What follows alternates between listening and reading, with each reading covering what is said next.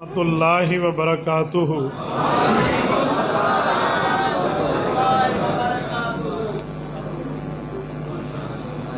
अल्हम्दुलिल्लाहि वहदा वस्सलातु वस्सलामु अला मन ला नबिय्य बअदा। अम्मा बअदु फ़अऊज़ु बिल्लाहि मिनश शैतानिर रजीम। बिस्मिल्लाहिर रहमानिर रहीम। इन्नमा यख्शल्लाह मिन इबादिहिल उलमा। अल्लाहुम्मा सल्लि अला मुहम्मद व अला आलि मुहम्मद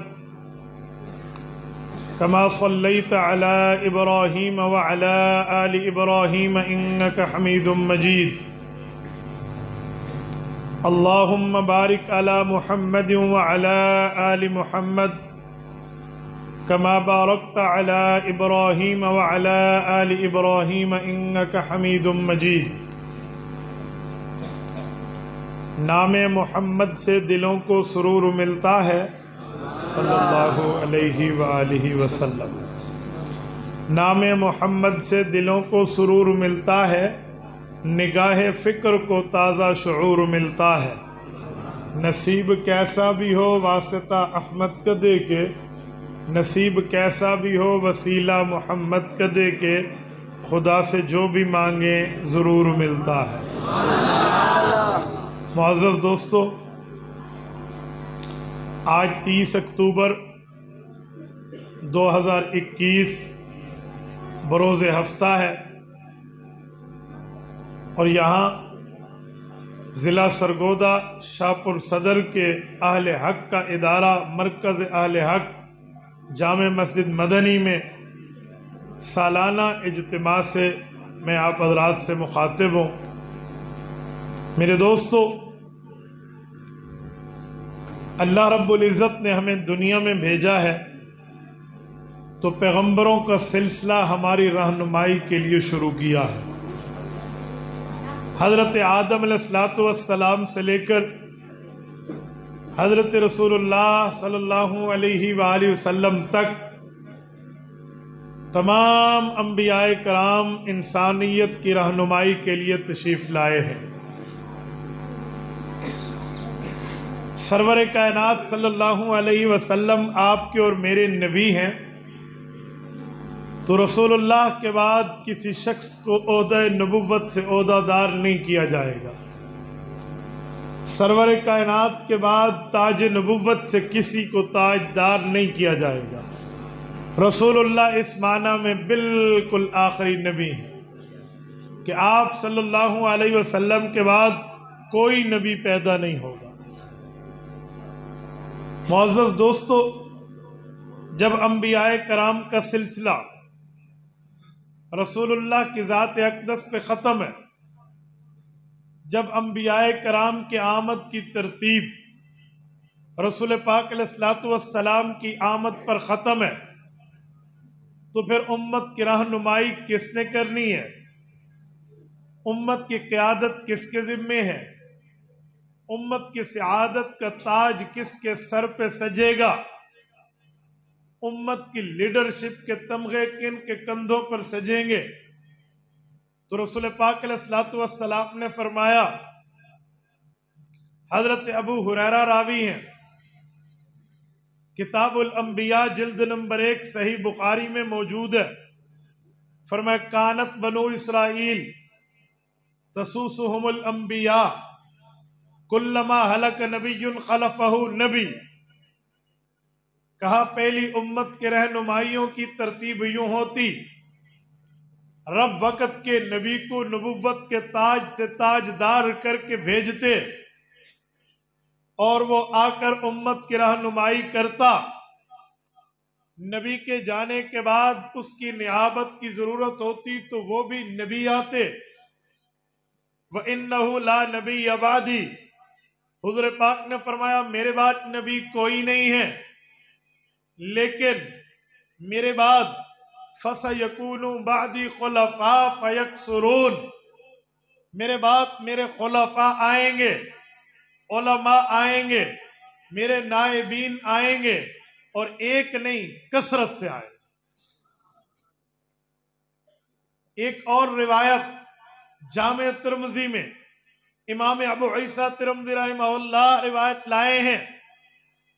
हजरत अबू हुरैरा रावी है, अल्लाह के रसूल ने फरमाया व इन्नल उलमा वरसतुल अंबिया, मेरी उम्मत के उलमा को अल्लाह ने अंबिया की विरासत के ताज से ताजवर बनाया। यानी उम्मत की क़यादत अब उलमा करेंगे, अंबिया नहीं आएंगे। उलमा में मुख्तलिफ तबके हैं, कुछ फुक़हा हैं, कुछ आम उलमा हैं। फुक़हा भी उलमा हैं जो दीन के माहिर, एक्सपर्ट और दीन की महारत को पेश करने वाले। इसीलिए इमाम सरख्सी रहमहुल्लाह मबसूत किताब उस्सियर के मुकदमे में लिखते हैं, अल्हम्दुलिल्लाहिल्लज़ी जाल विलायतल इंज़ारी लिल फुक़हाई बादल अंबिया, कि रब्बे करीम ने करम और एहसान का मामला ये किया कि अंबियाए कराम की जो जिम्मेदारियां थी, खत्म नबुव्वत पे नबुव्वत का सिलसिला तो खत्म हुआ, लेकिन उन जिम्मेदारियों से उलमाए और फुक़हाए कराम को जिम्मेदार बना दिया। मेरे दोस्तों, अब उम्मत की क़यादत, उम्मत की सियादत, उम्मत की रहबरी, उम्मत की रहनुमाई उलमा के जिम्मे है। और फुक़हा उलमा की बात मानना अल्लाह के कुरान, नबी के फरमान से साबित है। आलिम का काम है वो नबी की इत्तिबा में उम्मत का रहबर बने। ख्याल पैदा होगा, नबी को डायरेक्ट अल्लाह वही भेजते हैं, वो तो अल्लाह की बात को नकल करता है, वो गलती से मासूम व महफूज है। लेकिन आलिम, फकीह नबी नहीं, उम्मती है। गलती हो सकती है, गुनाह हो सकता है, इसकी बात को अथॉरिटी, इसकी बात को हुज्जत, इसकी बात को दलील की दुनिया में मानना, यह कैसे साबित है? तो कुरान करीम कहता है ऐसी बात सोचना भी मत, समझना भी मत, दिल में भी मत लाना। क्यों? इन्नमा यख्शल्लाह मिन इबादिहिल उलमा। रब ने बंदे तो बहुत से पैदा किए, लेकिन जिसके दिल में खशियत इलाही है, जिसके दिल में मसला बताने पे अल्लाह का खौफ मौजूद है, वो हुजूर का नायब आलिम। इसके सीने में उलूम मौजूद है तो अल्लाह का डर भी है। आलिम से गलती हो सकती है, लेकिन जानबूझ के गलती नहीं करेगा। गलती हो सकती है, लेकिन जब बता दिया जाएगा, मुतनब्बे कर दिया जाएगा, फिर यह गलती पर कायम नहीं रहेगा। अगर बता दिया जाए तो यह गलती छोड़ देगा, लेकिन बात ठीक होगी, सर कटा तो सकता है, उस अहले हक के मामले से कदम पीछे हटा नहीं सकता। क्यों? आलिम ये बात जानता है, मुफ्ती और मुहद्दिस और मुफस्सिर और फकीह ये बात समझता है कि अगर बगैर मालूमात शरइया के, बगैर सबूत दीनिया के मसला बता दिया जाए तो अमल करने वाला गुनाहगार नहीं, फतवा देने वाला खताकार बन जाता है। मन अफ्ता बिगैर इल्मिन कान इस्मुहु अला मन अफ्ता। सरवर कायनात फैसला फरमा गए हैं, मालूमात के बगैर, उलूम शरीयत के बगैर, दलाइल दीनिया के बगैर महज अपने राय को सामने रख के फतवा दोगे तो उस पर तुम्हें खता मिलेगी, पकड़ तुम्हारी होगी, मानने वाले की नहीं। तो उम्मत की रहनुमाई उलमा ने, फुक़हा ने करनी। अब मैं यहां एक जुमला मजीद समझाता हूं। सैयदना अलीयुल मुर्तज़ा रज़ियल्लाहु अन्हु इस मामले को भांप गए थे। इमाम तबरानी ने मौजमुल औसत में इस हदीस पाक को जगह दी है। हजरत अली मुर्तजा ने अल्लाह के रसूल से पूछा, या रसूल अल्लाह, इन नज़ल बिना अमरुन फलैस फीही बयान अमरिन वला नहयिन फमाज़ा तअमुरुना। आप दुनिया छोड़ जाएं, न आपकी मना न आपका हुक्म किसी मसले पर न हो, बिल्कुल खामोशी हो और मसला हमें दरपेश हो जाए, हम क्या करें? मना भी नहीं है, हुक्म भी नहीं है। अल्लाह के रसूल ने जो जवाब दिया है, इमाम तबरानी ने अल औसत में उसे नकल किया है। फरमाया अल्लाह के रसूल ने, तुशाविरून अल आबिदीन वल फुक़हा, उम्मत के फुक़हा से उम्मत मशवरा करेगी, मसले का हल निकल आए। तो मेरे दोस्तों, आज हम अहल सुन्नत वल जमात अहनाफ देवबंद हैं।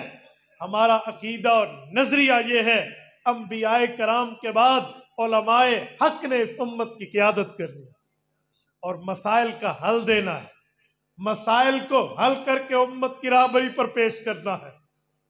अब जब हम उम्मत की क़ियादत पर बात करते हैं, राहबरी पर बात करते हैं और उलमाए कराम की शान व मकाम व मर्तबे को वाज़े करते हैं, तो कुछ लोग कहते हैं जी आप तो रहमहुल्लाह की बात करते हैं, कलामुल्लाह की तो नहीं करते, रहमहुल्लाह की बात करते हैं, रसूलुल्लाह की तो नहीं करते। तो याद रखें, कलामुल्लाह ने भी इन रहमहुल्लाह को अल्लाह से डरने वाला कहा है, रसूलुल्लाह ने भी इनकी ताबेदारी बताई है। मुबारक के अहले सुन्नत वल जमात अहनाफ देवबंद, जिनके पास कलामुल्लाह भी है, रसूलुल्लाह भी है, रज़ी अल्लाह भी है, रहमहुल्लाह भी है, तो इनके पास सब कुछ है। ये पूरे दीन की तरतीब को लिए बैठे।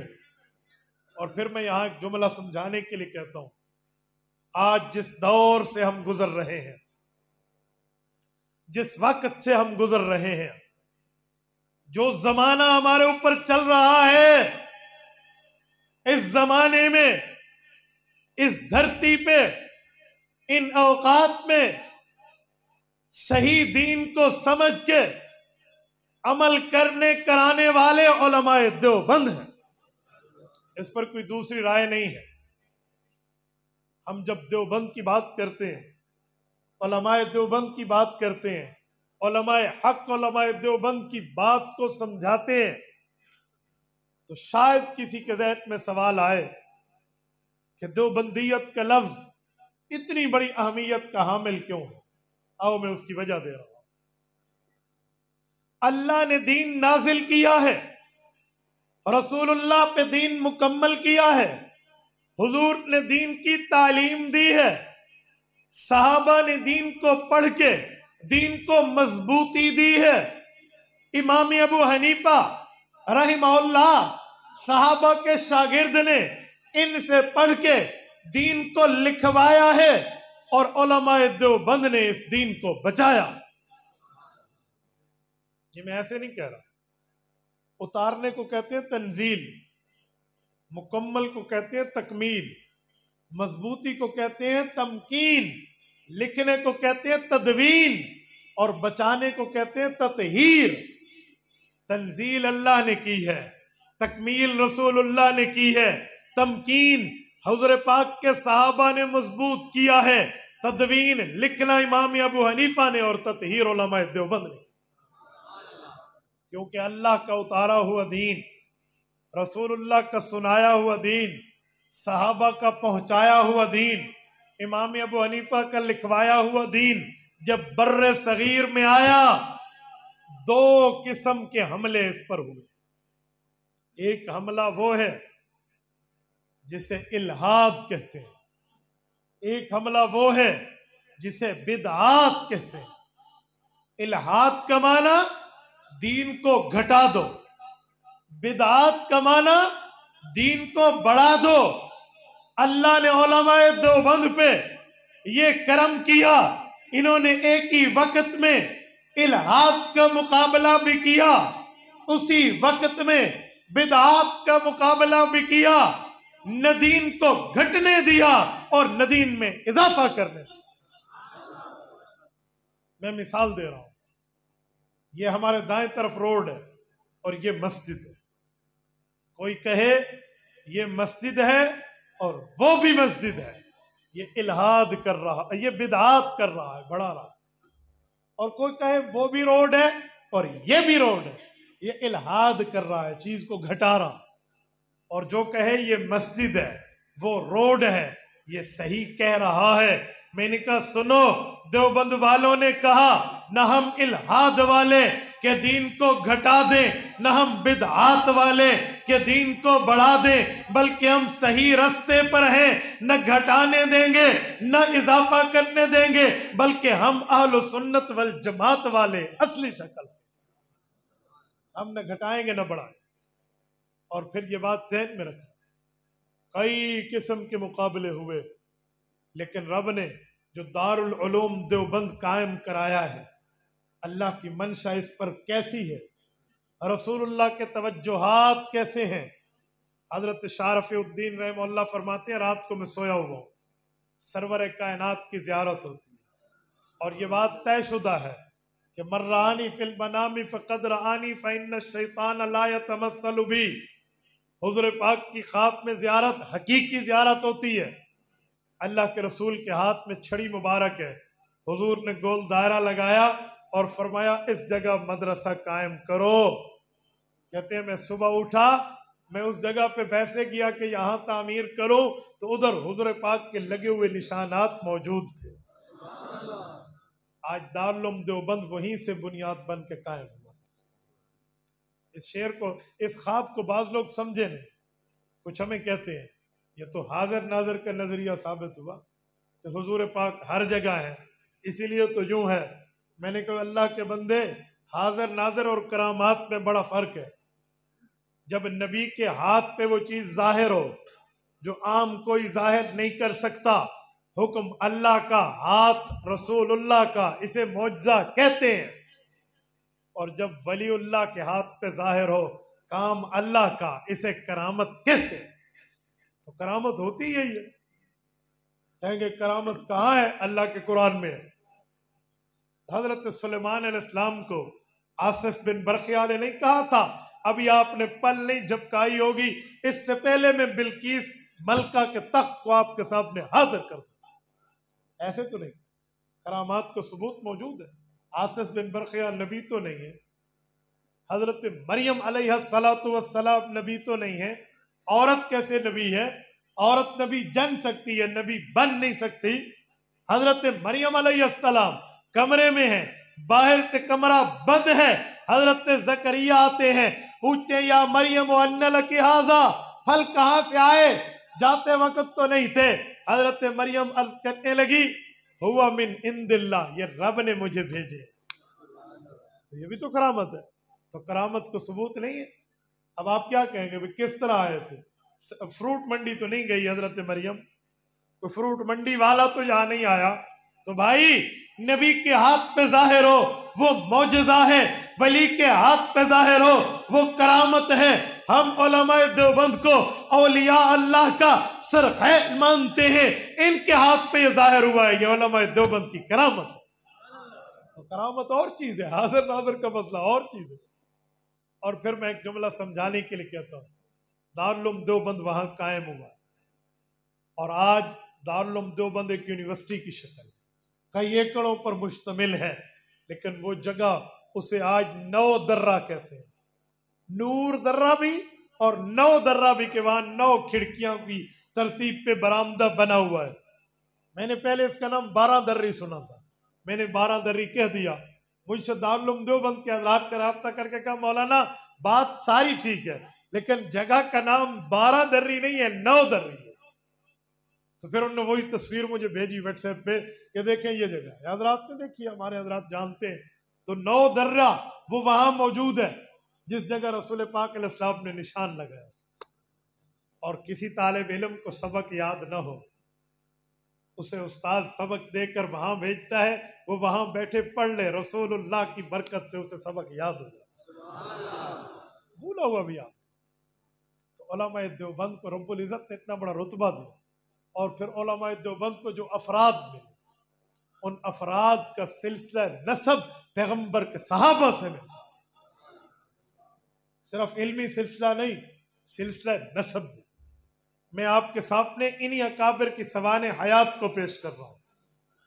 हजरत अबू बकर सिद्दीक, हजरत उमर, हजरत उस्मान, हजरत अली और रज़ियल्लाहु अन्हुम पैगंबर करीम अलैहि तहियत व तस्लीम के बाद इस उम्मत के रहबर और रहनुमा हैं, इस उम्मत के कायद लीडर हैं, रईस हैं, बड़े हैं।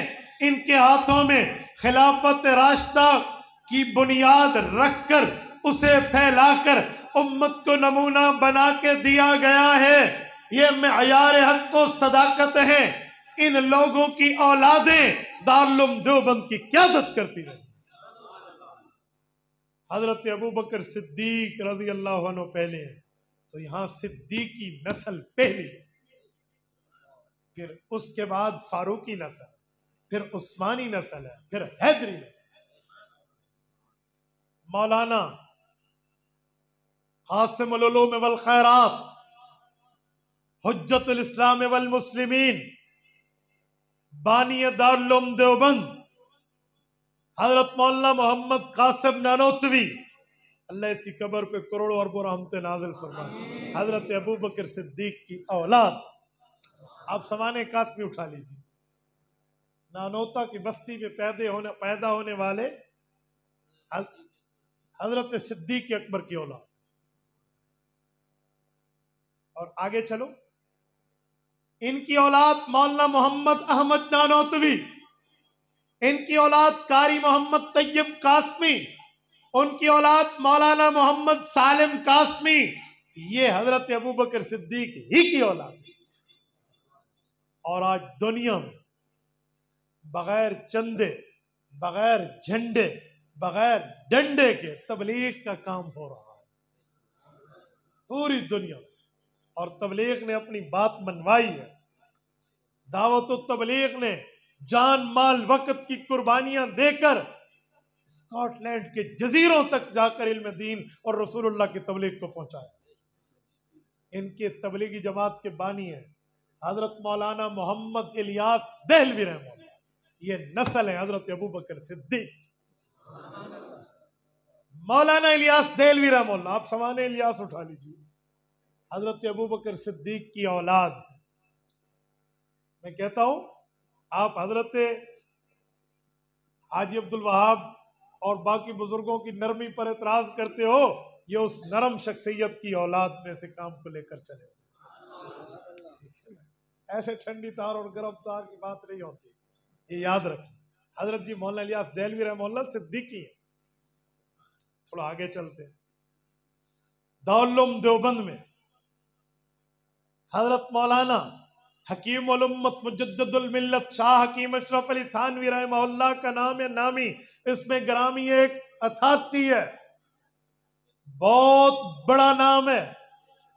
हकीम उल उम्मत हजरत थानवी रहमतुल्लाह अलैह, नाम लेना बड़ा आसान। यकीन मानिए, आज भी हजरत की कुतुब, उनके मवाइज़, उनकी बातें उठाओ तो बंदे का अकल दंग रह जाए। मौलाना अनवर शाह कश्मीरी जैसा बंदा कहता था कि मैं समझता था उर्दू का दामन इल्म से खाली है। जब मैंने बयानुल कुरान हकीम उल उम्मत हजरत थानवी की तफसीर को पढ़ा, मैं समझ गया कि उर्दू भी अपने अंदर उलूम रखता। मौलाना अशरफ अली थानवी रहमहुल्लाह नस्बन नस्लन फारूकी है, हजरत अमीरुल मुमिनीन उमर की औलाद। और थोड़ा आगे आइए तो दारुल उलूम देवबंद में एक बहुत बड़ा नाम है, फतावा दारुल उलूम देवबंद के मुरत्तिब मुफ्ती दारुल उलूम देवबंद हजरत मौलाना मुफ्ती अजीजुर रहमान उस्मानी, हजरत अल्लामा शब्बीर अहमद उस्मानी बानी पाकिस्तान, मौलाना जफर अहमद उस्मानी, मौलाना मुफ्ती मोहम्मद शफी उस्मानी रहमहुल्लाह, ये हजरत उस्मान ज़ुन्नुरैन की औलाद। और आगे जाइए तो खातिमुल मुहद्दिसीन, अज़हनुल आलम, अहफ़ज़ुन नास, हज़रत मौलाना सैयद अनवर शाह काश्मीरी रहमहुल्लाह,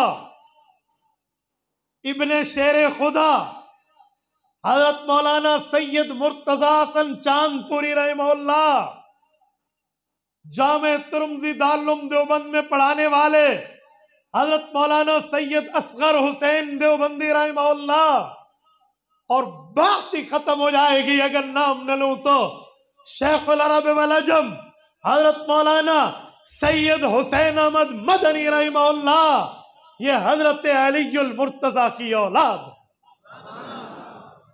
इनसे अल्लाह ने काम लिया। आप अंदाजा लगाएं उस दीन को, उस वक्त दीन को चमकाने वाले खुलफाए राशिदीन, इस दौर में दीन को चमकाने वाली उनकी औलादे उलमाए देवबंद। ऐसे तो नहीं कहते कि देवबंद की अजमत को तराजू में न तोल, तराजू में तोल के उसके भाव लगाने वालों, देवबंद की अजमत को तराजू में न तोल, ये तो हर दौर में अनमोल रहा। इसकी फितरत में कुदरत ने वो लचक दी है, जितना ही दबाओगे उतना ही उभरेगा। मैं इस एक एक पर बात शुरू करूं ना, आप यकीन माने हैरान होंगे कि रब ने वो कौन से कुदसी लोग इस धरती पर उम्मत की क़यादत के लिए भेजे। मैं एक जुमला आपको समझाने के लिए कहता हूं, उलमाए देवबंद की मकबूलियत पर। कलिमात तय्यबात में हकीमुल इस्लाम कारी मोहम्मद तैयब कासमी रहमहुल्लाह दारुल देवबंद के 50 साल तक मोहतमिम रहे हैं, निसफ सदी। हजरत कारी साहब फरमाते हैं कि मुझे अफ्रीका के एक मुल्क के सफर पे जाना पड़ा, माली या पता नहीं इस तरह कोई मुल्क लिखा है कि वो बहुत ज्यादा जजीरों पे मुश्तमिल है, समंदर में दूर दूर तक जजीरों का सफर करना पड़ा।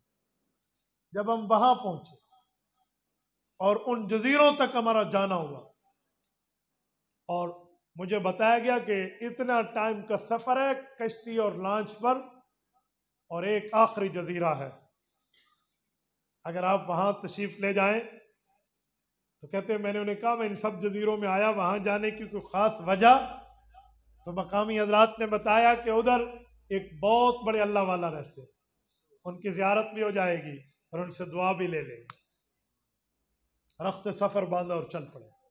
कारी तैयब कासमी रहमहुल्लाह लिखते हैं कि जब हम वहां पहुंचे, हमने उस अल्लाह वाले की खिदमत में हाजिरी दी, उसकी ज़ियारत की, उससे दुआएं ली। तारुफ जब हुआ ना तो कहते हैं मेरे जिस्म के रोंगटे खड़े हो गए। मुझे उस वक्त पता चला कि वो जहाज से दिल्ली से लेकर अफ्रीका, अफ्रीका से लेकर इनके ममालिक, इन जजायर तक, फिर इन जजीरों से इतने घंटों का सफर करके इस आखिरी जजीरे तक रब मुझे क्यों लाया था। कहते बहुत बूढ़े आदमी थे, सफेद रीश है, और जब सलाम दुआ हुई और उनके बच्चों ने उन्हें बताया कि ये बंदा हिंदुस्तान से आया है, पहले तो उन्हें ऐसे मेहमान समझा, तो कहते फिर उन्होंने तवज्जो दी और करीब बिठाया। कहाँ से आए? मैंने कहा जिला सहारनपुर। तो उनके चेहरे का तबस्सुम मुझे बता रहा था कि बुजुर्ग मुझसे मजीद कुछ पूछना चाहते हैं। खैर साहब की जवानी थी उस वक्त। खैर साहब ने कहा कि उन्होंने फिर थोड़ा सा चेहरे का मूड मुझे बना के दिया ना, तो मैंने कहा जी वहां एक बस्ती जिसे देवबंद कहते हैं, मैं वहीं से आया। कहते उसने अल्लाह अकबर कहा। उसने कहा आप क्या करते हैं? कहते जब मैंने तारुफ कराया कि मैं मौलाना मोहम्मद अहमद का बेटा हूँ, मौलाना मोहम्मद अहमद मौलाना मोहम्मद कासिम नानोतवी रहमतुल्लाह के बेटे हैं, तो कहते उसने मेरा हाथ पकड़ा, मुझे चूमा, मेरा माथा चूमा, और वो शख्स ज़ारो कतार रोने लगा और कहने लगा अल्लाह की कसम मैं हक हूँ, अल्लाह की कसम मैं हक हूँ, मेरे मौला तूने मेरे साथ वादा किया, सच्चा कर दिया। कहते उस बंदे पर, उस बुजुर्ग पर, उस अल्लाह वाले पर एक अजीब कैफियत तारी हो गई, और हम बड़े हैरान हैं कि ये इस पर कोई कैफियत थोड़ी सी इधर उधर हो तो हम पूछ सकें कि हजरत आपकी बात का मतलब क्या है। तो कहते जब उनकी तबीयत बहाल हुई और इस कैफियत से निकले तो कहा बेटा आपको पता है मैं क्यों अल्लाह अल्लाह कर रहा और अल्लाह का शुक्र बजा ला रहा? मैं अपने होशो हवास में कायम हूं, मैं कोई होश नहीं खो बैठा। बस मैंने अल्लाह से कई दुआएं की थी, उनमें एक दुआ ये भी थी कि मेरे मौला मैं दारुल उलूम देवबंद से पढ़ के आया हूँ। वो बुजुर्ग कहते हैं, वो दारुल उलूम देवबंद के अव्वलीन फाजिलीन में थे, कि मैं दारुल उलूम देवबंद से पढ़ के आया हूँ।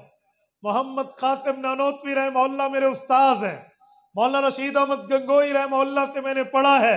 मेरे मौला अगर मेरे उस्ताजों का ये पढ़ाया पढ़ा हक है तो मैं जब तक अपने इलाके में अपने उस्ताजों का फैज न देखूं अल्लाह मुझे मौत न दे। तो मैंने अल्लाह से वादा किया, रब से दुआएं की थी, इल्तिजाएं की थी, निदाएं की थी, और आज मेरी बगैर दावत के, मेरे बगैर मुतालबे के, मेरी बगैर जरूरत नीड हाजत चाहत के अल्लाह तुझे खुद अपने कदमों पे चला के मुझ तक लाया। खुदा की कसम देवबंदियत हक का मेयार। मेरे दोस्तों अंदाजा लगा, और फिर मैं एक बात समझाता हूं कि अल्लाह ने उलमाए देवबंद को अमाल दिए हैं तो अकायद और नजरियात भी दिए। उलमाए देवबंद जहां अमाल की दावत देते हैं वहां अकायद और नजरियात की मजबूती की भी दावत देते हैं। और देवबंदियत के अकायद और नजरियात ऐन वही हैं जो पैगंबर के सहाबा कराम के, जो दीन इस्लाम की ऐन तर्जुमानी, जो शरीयत की ऐन तर्जुमानी है। मैं बड़े चैलेंज दावे से कहता हूं, दारुल उलूम देवबंद से मुंसलिक अफराद के, दारुल उलूम देवबंद से मुंसलिक कुतुब के, दारुल उलूम देवबंद से मंसूब अकायद हक्का की किसी एक अकीदे में ऐसा अकीदा दाखिल नहीं है, किसी एक अमाल में ऐसा अमल दाखिल नहीं है जो पैगंबर से साबित ना हो, पैगंबर के सहाबा से तस्दीक ना हो, उस पर मोहर सहाबा की तस्दीक ना हो। याद रखना, देवबंदियत मा अना अलैहि व सहाबी की सही मुज़हिर है। ये उस कसवटी का नाम है, उस मेयार का नाम है, उस थर्मामीटर का नाम है, उस वेदर रडार का नाम है, और उस खुफिया कोड का नाम है जिससे चीजें खुल जाती हैं। इससे इस्लाम खुल जाता है। याद रखना, आप रमज़ सिर्री जब तक नहीं दाखिल करेंगे आपका मोबाइल नहीं खुलेगा, आपको पक कोड चाहिए। हम दारुल उलूम देवबंद की इज्जत और एहतराम सिर्फ अकीदत की बुनियाद पे नहीं, कुव्वत दलील की बुनियाद पे कायम है। सिर्फ अकीदत की बात नहीं है, कुव्वत दलील के साथ। और मेरे दोस्तों, उलमाए देवबंद के अकायद पर अगर आप क्या यकीनन बंदे को पढ़ना चाहिए, उलमा के लिए भी अवाम के लिए, बुनियादी कुतुब में पहली इजमाई दस्तावेज अत-तस्दीकात लिदफ़ तलबीसात, जिसका मशहूर नाम अल मुहन्नद अल मुफन्नद है। इसमें 26 उन अकायद को टच किया गया जो बुनियादी तौर पर दारुल उलूम देवबंद के अकायद और नजरियात की वजाहत करते हैं। और उसके बाद दारुल उलूम देवबंद के अकायद और नजरियात पर दूसरी इजमाई दस्तावेज तस्कीन उस-सुदूर है। उस वक्त के इल्मी आसमानों ने उस पर दस्तखत किए, बाद के इल्मी आसमानों ने इस पर दस्तखत। 40 हजरात वहां भी दस्तखत और 50 से ज्यादा यहां उलमा के दस्तखत मिले। दारुल उलूम देवबंद की ये वो इजमाई दस्तावेज है, तौहीद से लेकर अजमत सहाबा तक, जिंदगी से लेकर कब्र तक, दुनिया से लेकर आखिरत तक, मौत से लेकर आखिरत की हयात तक, दुनिया तक जन्नत तक, एक एक मसले पर पैगंबर के सहाबा, पैगंबर की अहले बैत और तालीमात को 100% फॉलो किया गया। तौहीद में उलमाए देवबंद का ऐलान है कि ना अल्लाह की जात में कोई शरीक है, ना अल्लाह की सिफात में कोई शरीक है। जात का माना अल्लाह जैसी पर्सनैलिटी किसी की नहीं है, शख्सियत, और सिफात का माना जो काम रब करता है वो कोई नहीं कर सकता। मुही और मुमीत अल्लाह है, जिंदगी और मौत के इख्तियार अल्लाह के हाथ में है, बच्चा बच्ची देने का इख्तियार अल्लाह में है, दोनों मिलाकर या कुल बांझ बनाकर इख्तियार अल्लाह के हाथ में है। इल्म की तमाम चाबियां, वो इल्म गैब व शहादा कुछ भी हो वो मेरे अल्लाह के हाथ में है। रिज्क देना या तंग कर देना मेरे अल्लाह के हाथ में है। इज्जत और जिल्लत मेरे अल्लाह के हाथ में है, मुश्किल और आसानियां मेरे अल्लाह के हाथ में है, राहत और इफ्फत मेरे अल्लाह के हाथ में है। ये तमाम नफे नुकसान के तमाम मामलात जो गैरुल्लाह से जुड़े हैं, ये यकसर गलत है। सबके मामलात रब के, अल्लाह रब्बुल इज्जत की ताकत, इन्नल्लाह अला कुल्लि शैइन कदीर, अल्लाह हर चीज पर कादिर है। अल्लाह रब्बुल इज्जत की समा और बसर, इन्नहु बिकुल्लि शैइन बसीर, अल्लाह हर चीज को देखने वाला है। इन्नहु समीउन अलीम, अल्लाह हर वक्त हर किसी की सुनते, हर किसी की बात को जानते हैं। बल्कि मैं यहां तक कहूं, कुरान करीम कहता है वयअलमु मा फिल बर्रि वल बहर, का जमीन में क्या है, समंदर में क्या है, अल्लाह के इल्म में। वमा तस्कुतु मिन वरकतिन इल्ला यअलमुहा, पत्ता गिरता बाद में अल्लाह को पहले पता। वला हब्बतिन फी ज़ुलुमातिल अर्द वला रत्बिन वला याबिसिन इल्ला फी किताबिन मुबीन, कोई खुशकी तरी के तमाम मामलात हैं वो अल्लाह के इल्म। अल्लाह रब्बुल इज्जत के उलूम में कौन शामिल है? और रब्बे कायनात ने सरवरे कायनात की ज़बान अक़दस से ऐलान करवाया, कुल ला यअलमु मन फिस समावाति वल अर्दिल गैब इल्लल्लाह। ऐ मेरे पाक पैगंबर ऐलान कर दे कि उलूम गैब की चाबियां अल्लाह के हाथ में, दुनिया में कोई नहीं जानता। और रब के अलावा कोई शुरका में कोई निद, कोई शरीक जी नहीं। फालम अन्नहु ला इलाहा इल्लल्लाह, अकेला अल्लाह, कोई शरीक। और इसी तरह अकायद में रिसालत के उलमाए देवबंद का नजरिया है, अकीदा है, मजहब व मसलक व ईमान व बयानिया और मौकिफ है कि अल्लाह पाक अंबियाए कराम के लिए आला दर्जे के इंसानों को मुंतखब फरमाते, आम इंसान नहीं, आला दर्जे का इंसान। आम इंसान तो गुनाहगार हो सकता है, खताकार हो सकता है, रूसियाकार हो सकता है, बदकार हो सकता है, लेकिन जी नहीं, नबी वो है जिसके करीब गुनाह जाता नहीं। सूरत नंबर 12 सूरत यूसुफ में रब्बे कायनात ने ऐलान फरमाया है वकज़ालिक लिनस्रिफ़ अन्हु सुअ वल फ़हशा, नबी के करीब गुनाह नहीं जाता। सूरत फतह आयत नंबर 2 में रब्बे करीम ने फरमाया लियग़फ़िर लकल्लाहु मा तक़द्दम मिन ज़ंबिक व मा तअख़्ख़र, नबी के गुनाह नहीं है जिसे समझते हो अगले पिछले माफ है। नबी की जात का मामला ये, और पैगंबर की जात को अल्लाह इंसानियत के भी सरबराह बनाते हैं और रसूलों के भी इमाम बना के हमें हमारा पैगंबर अल्लाह ने दिया।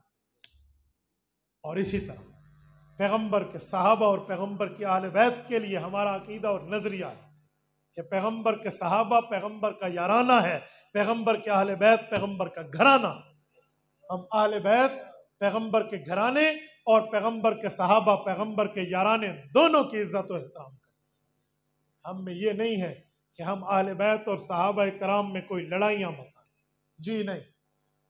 हजरत इमाम आज़म अबू हनीफा रहमहुल्लाह ने अपनी पहचान के लिए ऐलान फरमाया था नहनु नुफ़ज़्ज़िलु शैख़ैन व नुहिब्बुल ख़तनैन व नरल मस्हु अलल ख़ुफ़ैन, का हमारा ऐलान है कि हम अबू बकर उमर को इस उम्मत का फजीलत वाला तबका समझते हैं और रसूलुल्लाह के दामाद हजरत उस्मान, हजरत अबुल आस और हजरत अली से मोहब्बत का इजहार करते हैं।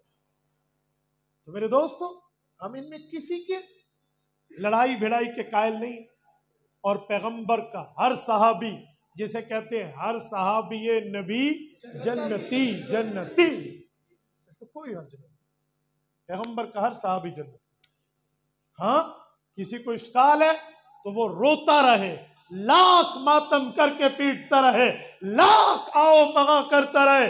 कुरान करीम ने इन्हें उलाइका हुमुल मुफ्लिहून कह के कामयाब कहा है, उलाइका हुमुर राशिदून कहकर हिदायत याफ्ता कहा है, उलाइका हुमुस सादिकून कहकर सच्चा कहा है, उलाइका हुमुस सिद्दीकून कहकर सच्चाई इन्हीं में बंद कहा है, और उलाइका हुमुल मुमिनून हक्का कह के हकीकी मुमिन कहा है, वकुल्लु वादल्लाहुल हुस्ना कह के तमाम सहाबा से जन्नत का वादा किया है, उलाइका हुम खैरुल बरिया कह के इस धरती की बेहतरीन मखलूक कहा है, रज़ी अल्लाहु अन्हुम व रज़ू अन कह के अपनी रजा का इजहार किया। इनसे कोई मामले में इधर उधर नहीं। ओए सहाबा हम तो पैगंबर के सहाबा को देखने वाले ताबईन के भी जन्नत के कहे। सूरत नंबर 9 सूरत तौबा की आयत नंबर 100 11वें पारे का पहला सफा रब्बे कायनात ने ऐलान फरमाया वस्साबिकूनल अव्वलून मिनल मुहाजिरीन वल अंसार वल्लज़ीना इत्तबऊहुम बिइहसान रज़ियल्लाहु अन्हुम व रज़ू अन। पैगंबर के सहाबा वल्लज़ीना इत्तबऊहुम इनके ताबी बेहसान नेकी में ताबी रज़ियल्लाहु अन्हुम व रज़ू अन। अल्लाह इन सब से राज़ी। और हमारा ताबीन के लिए नजरिया है, अल्लाह के रसूल का ऐलान है मर्रानी फिल मनामी फकद रानी फइन्न शैतान ला यतमस्सलु बी। और रसूलुल्लाह का ऐलान है कि रसूलुल्लाह ने ऐलान फरमाया कि ला तमस्सुन्नार रानी और मन रानी, जिसने मुझे देखा सहाबी बना, मेरे सहाबी के इत्तिबा की ताबी बना, अल्लाह दोनों पर जहन्नम हराम कर दे। और शायद किसी के दिमाग में ये बात आए कि यजीद को भी तो ताबी कहते हैं, हज्जाज को भी तो ताबी कहते हैं, शिमर को भी तो ताबी कहते हैं। जी नहीं, उसे पैगंबर के सहाबा की ताबी की डिफिनेशन नहीं आती, उसे ताबी की तारीफ नहीं आती। ताबी इत्तिबा से निकला है। इत्तिबा कहते हैं पैगंबर के सहाबी को फॉलो करना, इत्तिबा कहते हैं पैगंबर के सहाबी की कदर करना, इत्तिबा कहते हैं पैगंबर के सहाबी की फरमा बरदारी, ताबेदारी, हुबदारी, दिलदारी करना, पैगंबर के सहाबा का कत्ल न करना। यजीद, शिमर, हज्जाज को हम सहाबा का कातिल समझते, लाख उनकी नवाफिल की रिवायतें सुनाते, 100 एराब की बातें करते फिरो, लेकिन जब इनके हाथ में कयामत के अल्लाह की बारगाह में पैगंबर के सहाबा का कत्ल आएगा, ये राजी अल्लाह कैसे है? तो हम उन्हें नहीं, हम ताबईन को कहते हैं, जिसने सहाबा का इत्तिबा की हो, सहाबा का कत्ल न किया हो। अहले सुन्नत का नजरिया है कि रसूलुल्लाह की सुन्नत वो चीज है कि मन अहब्बनी मन अहब्ब सुन्नती कान माई फिल जन्ना। फरमाया जिसने मेरी सुन्नत से मोहब्बत की वो शख्स जन्नत में मेरे साथ होगा। इसलिए हम अहलो सुन्नत हैं, हम पैगंबर की सुन्नत से मोहब्बत करते हैं। हम खुद को अहलो सुन्नत कहते हैं कि अहलो सुन्नत का माना हर हदीस का एहतराम जरूर है, लेकिन अमल उस पे करेंगे जिसे सुन्नत कहते हैं। क्योंकि हदीस में तो मनसूख भी हो सकता है, ज़ईफ भी हो सकता है, हदीस में तो कोई और मामला भी हो सकता है। तो हम हदीस की बात में एहतराम जरूर रखते हैं, लेकिन अमल सुन्नत पे करें। क्यों? हुजूर ने फरमाया अलैकुम बिहदीसी, जी नहीं, क्या फरमाया? अलैकुम बिसुन्नती। हुजूर हमें अहलो सुन्नत बना कर गए। अलैकुम बिसुन्नती का और माना क्या है? तो हम सुन्नत के पाबंद, सुन्नत के ताबेदार हैं। और सुन्नत तो कायमत, सुन्नत कभी ज़ईफ नहीं होती, सुन्नत कभी मौजू नहीं होती, सुन्नत कभी ज़ईफ और जो है ना क्या कहते हैं कोई और मामले में नहीं जाती। सुन्नत सुन्नत रहती। और मेरे दोस्तों, मैं एक बात आपकी खिदमत में करता जाऊं, मैं सवालात आखिर में करता हूं, तवज्जो। मैं अकायद और नजरियात पर एक अकीदा मजीद आपकी खिदमत में लाता हूं। जैसे हमारा यहाँ इस तरह नजरिया, वैसे खत्म नबुव्वत भी हमारा नजरिया, ईमान व अकीदा है। खत्म नबुव्वत का माना हुजूर पाक के बाद ओहदे नबुव्वत किसी को नहीं मिलेगा। हुज्जतुल्लाह फिल अर्ज़ रईसुल मुनाज़िरीन मौलाना मोहम्मद अमीन सफदर उकाड़वी रहमहुल्लाह फरमाते हैं, आसान लफ्जों में खत्म नबुव्वत को यूं समझाओ कि हुजूर के बाद ऐसा कोई नबी नहीं आएगा जिससे अंबिया की तादाद बढ़ जाए। नहीं समझे? इसका फायदा क्या है कि हजरत ईसा के आने से नबुव्वत की तादाद में इजाफा जात नहीं होते। आप मिर्जे को नबी कहेंगे तो फिर तो मसला खराब बनेगा ना। तो हुजूर पाक के बाद नबी नहीं आएगा, मुराद है ऐसा नबी नहीं आएगा जिससे अंबिया की तादाद बढ़ जाए, काउंटिंग में एडिशन हो जाए। यूं नहीं है।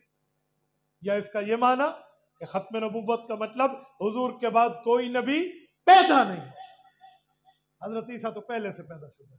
और मैंने उस दिन भी खत्म नबुव्वत के सालाना जलसा में जामे मस्जिद सादिक बहावलपुर में हजारों के इज्तिमा में मैंने वहां एक बात की मैंने कहा मिर्जाइयो तुम कहते हो हजरत ईसा आएंगे तो मुसलमान हुजूर के बाद नबी मानते हैं, और खुदा के बंदे अगर हजरत मूसा अलैहिस्सलाम भी साथ आना मकसूद होते तो वो भी आ जाते, खत्म नबूवत पे फर्क फिर भी नहीं आना था, अंबिया की तादाद तो नहीं बढ़नी थी ना।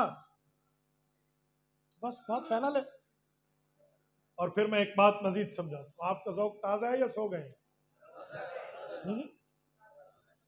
ये मौजू आपके लिए खुश्क जरूर है, लेकिन मुझे दिया कायद उलमाए देवबंद उलमाए अनाफ के है ना, तो मैं स्टेज के मौजू की पाबंदी करने का आदी हूँ। तवज्जो,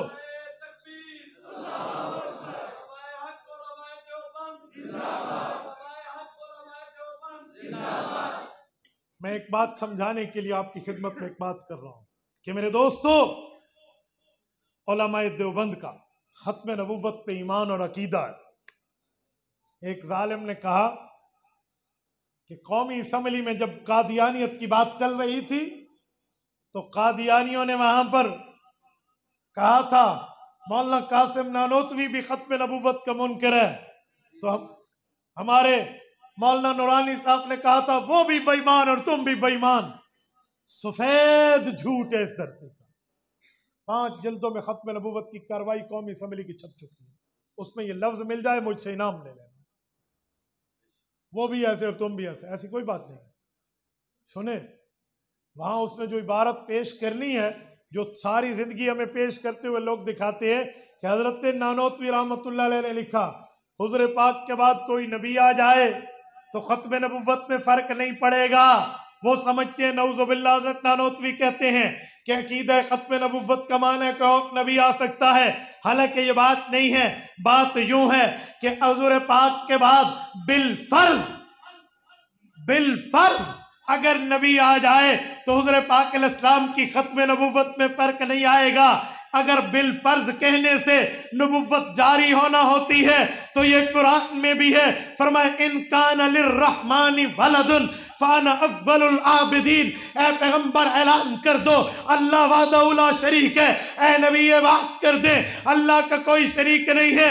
ए नबी ऐलान कर दे लम यलिद वलम यूलद, अल्लाह न किसी की औलाद है, ना अल्लाह किसी की औलाद है, ना अल्लाह की आगे औलाद है। लेकिन फरमा दे कुल इन कान लिर्रहमानी वलद, ए पैगंबर ऐलान कर दे अगर अल्लाह का बेटा होता फाना अव्वलुल आबिदीन, मैं मोहम्मद करीम अलैहि तहियत व तस्लीम उसकी सबसे पहले इबादत करता।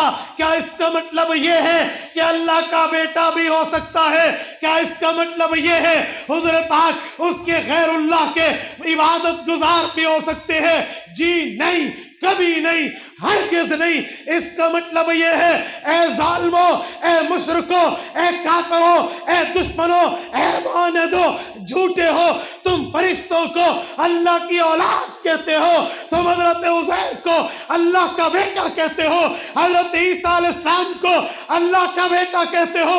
अल्लाह की औलाद नहीं है, बेटा नहीं है, बेटियां नहीं है, अल्लाह वाहदहू ला शरीक है। हुजूर पाक ने चैलेंज देकर फरमाया अगर औलाद होती तो पहले मैं मानता। इसका यह माना नहीं है कि औलाद है तो हुजूर मान लो, इसे कहते हैं बिल फर्ज। और इसी ताबीर को हजरत नानोतवी ने इख्तियार फरमाया।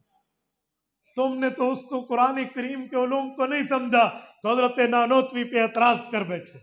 पीर करम शाह अल अजहरी, इनसे पूछ लो, उन्होंने लिखा है कि मैंने मौलाना कासिम नानोतवी रहमहुल्लाह को पढ़ा है, उनकी किताब ताज़ीरुन नास को पढ़ा है। पीर करम शाह कहते हैं मैं इस नतीजे पर पहुंचा हूं कि हजरत नानोतवी उलूम व तकवा की उस आखिरी नहज पर है जहां पर मुखालिफ नहीं पहुंच सका। मुझे नहीं, अपने को मान दे, फाइनल हो जाएगा, फैसला हो जाएगा। तो एतराज करने से पहले बंदा अपने घर की तलाशी भी ले ले। मेरे दोस्तों, तो अकीदा खत्म नबूवत भी हमारा अकीदा और नजरिया, और इत्यान महदी व नुज़ूल ईसा अलैहिस्सलाम, ये भी अहल सुन्नत वल जमात अहनाफ के अकायद और देवबंद में मामलात में शामिल है। क्या माना?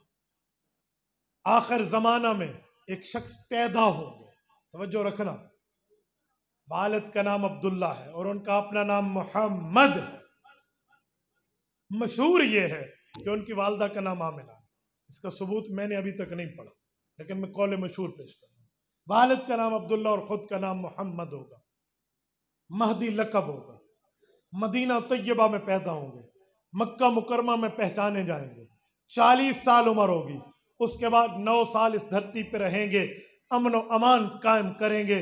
उनकी जिंदगी के आखिरी 2 साल रह रहे होंगे। हजरत ईसा अलैहिस्सलाम को अल्लाह आसमान से नाजिल करेंगे और ये दोनों मिलकर दज्जाली फितने का मुकाबला करेंगे। हजरत इमाम महदी 49 साल की उम्र में फौत हो जाएंगे और हजरत ईसा अलैहिस्सलाम और हजरत इमाम महदी का 2 साल इकट्ठा गुजरने का जमाना होगा।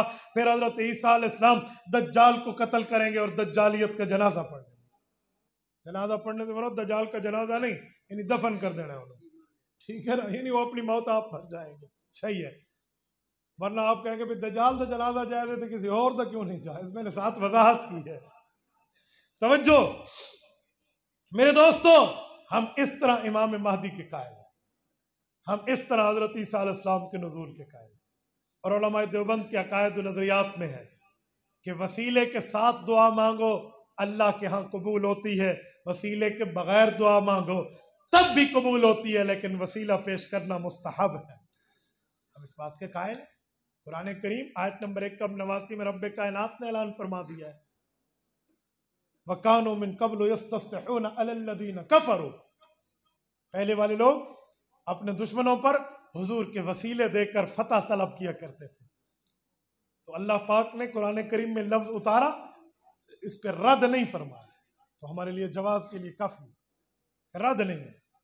तो वसीले की तरतीब भी हमारे यहाँ शामिल है।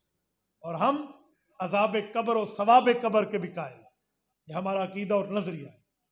सवाब कब्र का माना, जो बंदा नेक है वो कब्र की राहत पाएगा, जो बुरा है वो कब्र का अजाब पाएगा। कुछ लोग कहते हैं रूह को अजाब होगा, कुछ कहते हैं जिस्म को होगा। अहले सुन्नत वल जमात आधी बात नहीं पूरी बात करते हैं। हमने कहा गुनाह करते वक्त रूह और जिस्म दोनों थे, अजाब दोनों को होगा।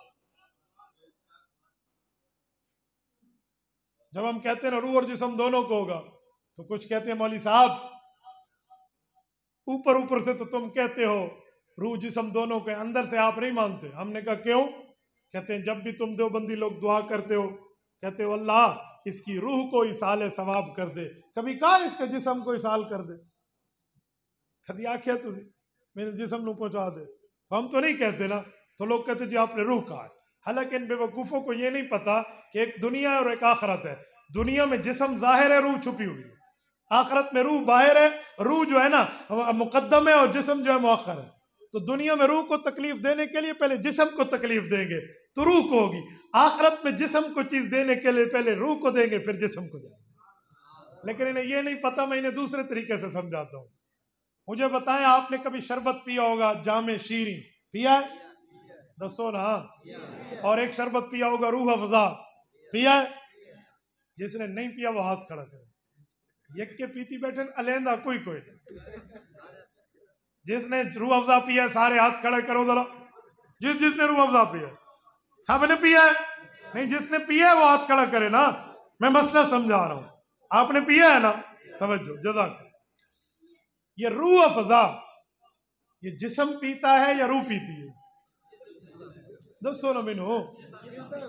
हाँ अल्लाह फैसल साहब थोड़े इलाके रूह पीती है जिस्म पीती है?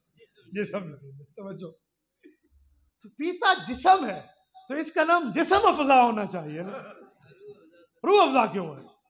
बोलिए ना। ये मसला तुसी दस दो मैनू, अजाब खबर तो सवाब खबर मैं दस देना। लोग समझते हैं कि देवबंद को अकायद समझाना आते नहीं।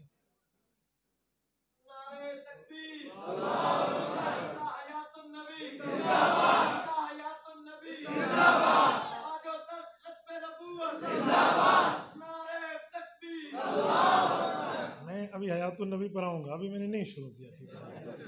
मुस्तकिल उस पर मैंने बात करनी है, उस पर भी करनी है और जिन्हें माथे चूमने के शौक चढ़े हुए हैं इन पर भी करनी है, सब पे करनी है। मैं पूरा सोशल मीडिया भी देखता हूँ और मामलात भी जानता हूँ। मैं कभी किसी दुश्मन को खत्म नबूवत की आड़ में दोस्त बन के हमला करने की इजाजत नहीं दूंगा। तवज्जो रखना, मैंने हयातुन नबी पर बात बहुत अच्छी तरह कर, मैं खुद साबका मैं मानती हूँ भाई, मैं अंदर से निकल के आया हूँ, मैं बहुत अच्छी तरह झूठ और सच को भी जानता हूँ और झूठे और सच्चे चेहरे को भी जानता हूँ। सारे तवज्जो मेरे दोस्तों, रूह अफजा नाम है शरबत का, हालांकि पीता जिस्म है। रूह अफजा क्यों कहते हो? रूह अफजा कंपनी कहती है, हमारा दावा यह है कि हम जिस्म को पिलाकर रूह को ठंडक पहुंचाना चाहते हैं, क्योंकि दुनिया में रूह छुपी हुई है, आगे जिस्म है, पीछे रूह है। जिस्म को पिलाएंगे, रूह को ठंडक पहुंचेगी। मैंने कहा मसला हल हो गया। हमने कहा अल्लाह ये सवाब पड़ा है, इसका सवाब इसकी रूह को पहुंचा दे, क्योंकि वो दुनिया नहीं है, वो कब्र है। दुनिया नहीं है, आखिरत है। दुनिया नहीं है, बरज़ख है। वहां रूह पहले है, जिस्म बाद में है। रूह के चीज देने को जिस्म तक देने की ताबीर करते हैं। फाइनल हो गई, इस पे तो कोई मुश्किल नहीं है। और फिर मैं एक बात कहूं, कुछ लोग कहते हैं जी नहीं, रूह को अज़ाब होगा, रूह को सवाब होगा।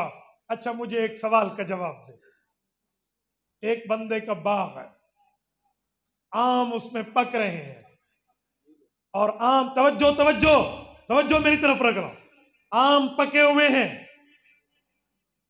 अंधे मियां और लंगड़े मियां, इन दोनों की आपस में यारी है।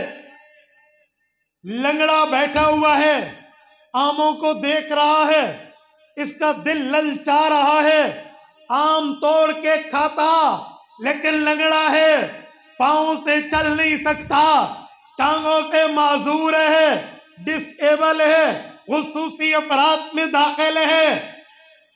इसने दिल में सोचा, मेरे अल्लाह, आज मेरा अंधा यार होता तो कोई न कोई जुगाड़ लगा के आम खा लेते। यकायक अंधा आ गया। लंगड़े ने कहा, अंधे मियां, खुदा तुझे लाया, आ एक काम करते हैं। कहा क्या? कहा वो आम पकड़े हुए हैं। अंधे ने कहा मुझे तो नहीं दिख रहे। उसने कहा यार मुझे तो दिख रहे हैं, तू मेरा साथ दे, आम खा लेंगे। अंधे ने कहा बता, दस की करना है, मेरी खिदमत मेरे जिम्मे दस। लंगड़े को कहा अंधे ने, लंगड़े ने कहा अंधे मियां मुझे अपने कंधे पे सवार कर ले और चलना शुरू कर दे, क्योंकि अंधा चल सकता है, देख नहीं सकता, लंगड़ा देख सकता है, चल नहीं सकता। अंधे ने बिठाया, दे मार 4:30 पहुंच गया बाग, क्योंकि कहता गया दाएं जा बाएं जा, दाएं जा बाएं जा, पहुंच गया। आम के नीचे जाके उस आम को तोड़ा और दोनों ने खाए। बड़े से आम तोड़ छोड़ के लेन देन। मालिक आ गया। इत्तेफाक से मालिक और थानेदार इकट्ठे आ रहे थे, तो उसने जो देखा तो चोर है यार, थीफ, ये तो दोनों चोर बैठे हैं। तो उसने कहा चोरी की? उन्होंने कहा थानेदार जी पकड़ो। अब ईमान से मुझे बताओ शाहपुर के दोस्तों, जिला सरगोदा के शाहीनों, एक जुमला बड़े गौर से बताना, थानेदार किसको पकड़ेगा, अंधे को या लंगड़े को? अंधे ने देखी नहीं आम, दोनों को क्यों पकड़ेगा? अंधे ने तो देखे, चक्के अंधा चक के ले गया। अंधा ये कहते उठा के ले गया, और लंगड़े को और अंधे दोनों को चोर समझेगा। बोलिए, पता नहीं बाहर वाले आखिर किसी एक को समझना है। दसो चोर कितने होंगे? हाथ के इशारे से मुझे बता दो कितने होंगे? दोनों। क्यों? एक सवार बना है, एक सवारी बना, मिलकर चोरी की है। अंधा न होता लंगड़ा जा न सकता, लंगड़ा न होता अंधा तोड़ न सकता। लंगड़ा जो है वो सवारी बना है, और इसी तरह लंगड़ा सवार बना है, अंधा सवारी बना है। बाग में दोनों ने चोरी की है। मुहद्दिस अनवर शाह कश्मीरी रहमहुल्लाह फरमाते हैं यही मिसाल रूह और जिस्म की है। रूह जो है ये सवारी बना है, जिस्म जो है ये सवार बना है। रूह न होती जिस्म गुनाह न करता, जिस्म न होता रूह गुनाह न करती। रूह और जिस्म ने यारी लगाई, मिलके गुनाह किया तो अजाब भी दोनों को मिलेगा। अंधे और लंगड़े का ताल्लुक, दोनों को लगे। अगर आपको कोई कहे ना कि अजाब सिर्फ रूह को है, आप उसे कहना तुझे अंधे और लंगड़े का भी फर्क नहीं आता, बस काम पूरा हो जाना है। विदास तेनू किसे लंगड़े दा ते अंधे दा फर्क नहीं लभदा ते सानू दस असीं भी खा देने तेनू। अंधा भी बना सकता है और लंगड़ा भी अल्लाह बना सकता है। मैं तो नहीं कहता भी छुरी उठा के आप बना दे, वैसे समझाने के लिए कह रहे हैं।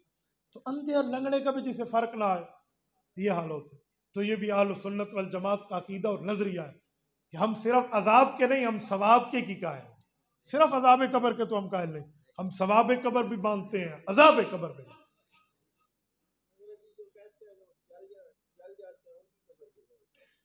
जबरदस्त।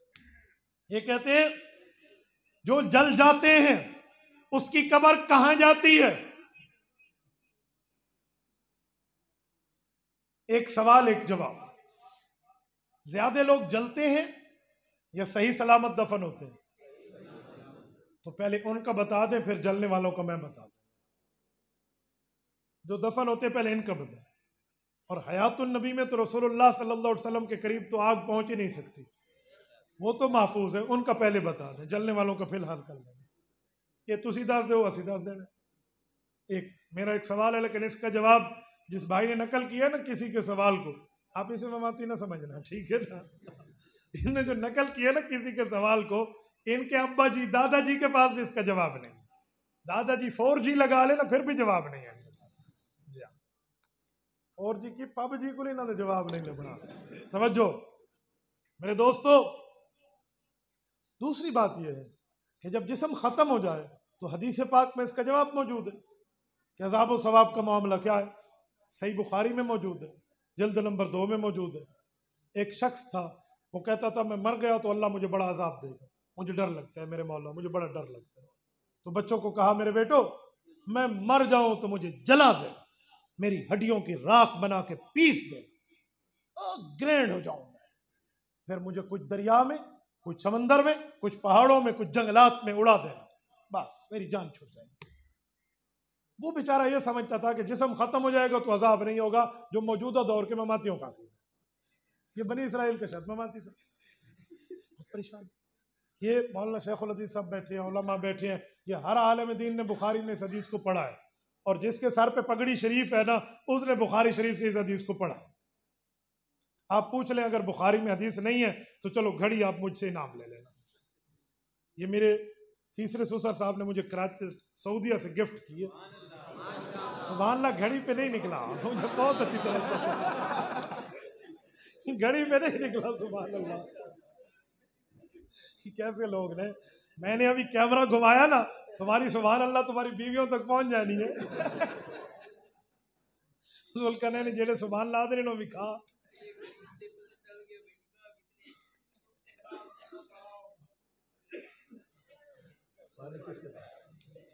अब तवज्जो रखना, ये हदीस तो सही बुखारी में मौजूद है।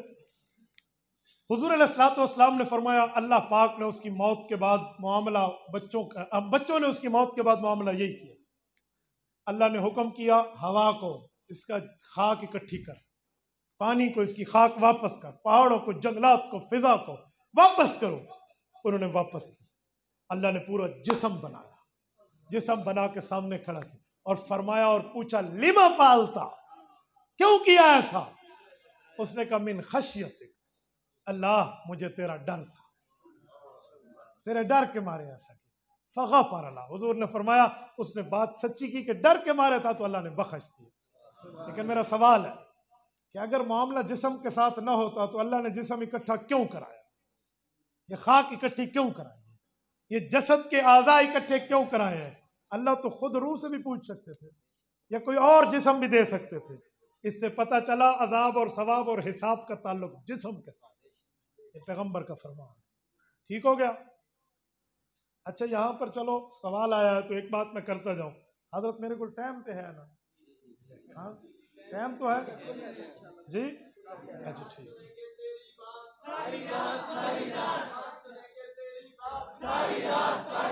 सारी रात मैं ही नहीं सुना रहा, मसीद बह के झूठ क्यों बोलिए। 30 तारीख मुझसे ली गई थी, अब 31 हो चुकी है इसके। ठीक है, तवज्जो रखना। ये जो कहते हैं कि जो बंदा जल जाए इसको कब्र का अजाब कैसे होगा, ये तो आग में है। ये जो पानी में डूब जाए इसको आग कैसे लगेगी, ये तो पानी में है। ये जो जानवर के पेट में चला जाए इसको अजाब कैसे होगा, वो तो पेट के अंदर चला गया। आओ कुरान करीम पेश करता हूं। अल्लाह का कुरान कहता है सूरत नूह रकू नंबर 1 पारा नंबर 29, उग़रिकू फ़उदख़िलू नारा। रब ने फरमाया कौम नूह बेईमान कौम थी, मैंने पानी में डाला आग लगा दी। उग़रिकू फ़उदख़िलू नारा, ये फाता की बिला मौला, फौरन आग लगी है। तो पानी में आग कैसे लगी, ये मेरे अल्लाह का काम।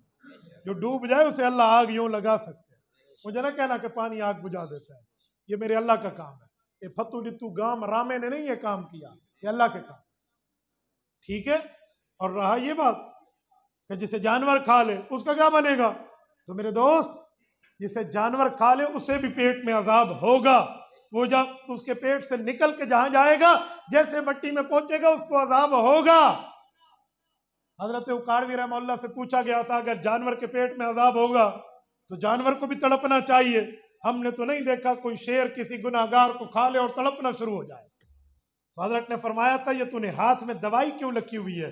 उस ममाती मुनाजिर के पेट में कीड़े थे, इसलिए उसने कीड़ों की दवाई कस्ट्रेल रखी हुई थी। तो हजरत ने फरमाया मुनाजिर साहब ये तेरे हाथ में दवाई क्यों है। उसने कहा हजरत पेट में कीड़े मारने के लिए है। मर्ज ठीक बताया, जगह उसने गलत बताई है। उन्होंने कहा मेरे पेट में कीड़े हैं, ठीक है ना, अंदर पेट में मुझे खर्शी है, इसी वजह से मैंने ये दवाई रखी हुई है। हजरत ने फरमाया फिर इस दवाई से क्या होगा। वो कहने लगा मैं दवाई खाऊंगा कीड़े मर जाएंगे। हजरत ने फरमाया तू भी मर गया तो क्या होगा। उसने कहा जी नहीं हजरत, ये दवाई मेरे लिए नहीं है कि मैं मरूं, ये दवाई कीड़ों के लिए है, वो मरेंगे मैं बच जाऊंगा। कहा अल्लाह के बंदे जिस गुनाहगार को जानवर खा ले अजाब उस जानवर को नहीं उस गुनाहगार को होगा कि अजाब गुनाहगार के लिए है, जानवर के लिए नहीं है। पेट जितना मसला भी तुझे आता तो ये अकीदा समझ आता। कोई और दसना तो मुझे दसे, कोई और रहना तो मैंने दसो, मैं अजाब कब्र तो वही सवाल हल कर लेना है। तवज्जो। अब उलमाए देवबंद के अकायद में बुनियादी अकीदा हयातुन नबी। आपका ज़ौक़ नहीं है, समझ आए ना भाई, अकीदा हयातुन नबी के मानने वाले बैठे। अकीदा हयातुन नबी हम मानते हैं, उलमाए देवबंद बताते हैं, सुनाते हैं, समझाते हैं, कुरान और हदीस से दलाइल देते हैं। लेकिन मसला ये है कि लोगों में कंफ्यूजन पैदा, ममाती इनकार तो कर बैठे हैं, अब क्या करेंगे, कभी इधर घुसे कभी इधर घुसे कभी उधर घुसे और लोगों में अजीब सवालात डाले। सबसे पहले कहेंगे भाई इस अकीदे को बयान करने की जरूरत क्या है, यहाँ कोई मुनकर है सारे हयात मानते हैं मत बयान करो। इन्हें कहो अजान देने की फिर जरूरत नहीं है, सारे अजान मानते हैं बगैर अजान के नमाज पढ़ा करो। इतने कोई अजान का मुनकर लबड़ा तो सारे अजान मानते फिर अजान की जरूरत नहीं। तो क्या कहेंगे भाई अजान तो शरीयत का हुक्म है, अजान बताने सुनाने के लिए आई है, तो बाबा अकीदा भी बयान करने के लिए आया, अकीदा भी छुपाने के लिए नहीं आया। ठीक है। नंबर 2, अगर नहीं जरूरत थी तो तुमने 1957 में इनकार इसका क्यों किया है, उस वक्त क्या जरूरत थी जब तुमने इनकार किया। मैं ममातियत पे बहुत हैरान हूं कि पता नहीं क्या दिमाग है। अल्लाह करोड़ों रहमत नाज़िल फरमाए मुअर्रिख़ इस्लाम अल्लामा ज़ियाउर रहमान फारूकी शहीद रहमतुल्लाह की कब्र पर। वो फरमाते थे हुजूर पाक के मौजज़े सहाबा देखते थे, कहते हैं हुजूर की हयात का मौजज़ा एक हमने भी देखा है। हजरत फारूकी रहमतुल्लाह की बात करें, कहा हमने भी देखा है। हथेजी जिला बहावलपुर का बयान उठाएं, हजरत मौलाना ज़ियाउर रहमान फारूकी शहीद रहमतुल्लाह। लोगों ने कहा हजरत आपने क्या देखा, कहा हयाती का माना है जिंदा और ममाती का माना है मुर्दा। कहा जी हाँ। कहा हम मर जाए ना फिर भी हयाती, नहीं समझे, हम मर जाए फिर भी और वो जिंदा रहे फिर भी ममाते। और जिंदा रहे फिर भी ममाती। तो कहा अजीब मोहम्मद, अजीब मसला है। कहा ये वो चीज है जिसकी जियारत हमने जिंदगी में कर ली।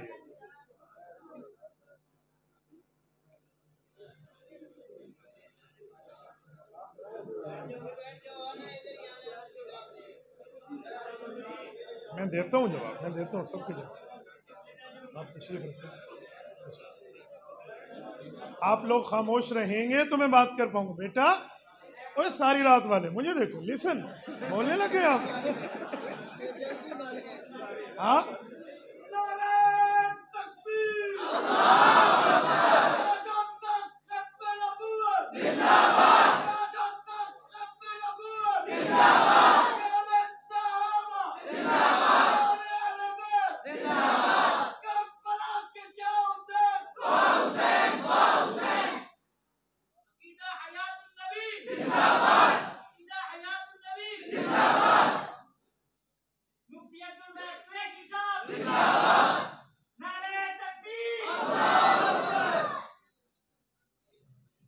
तशरीफ रखें तो मैं कुछ कहता हूँ। आप तवज्जो रखना, आपके जज्बात की मैं कदर करता हूँ। जज़ाकुमुल्लाह। आप तशरीफ रखें।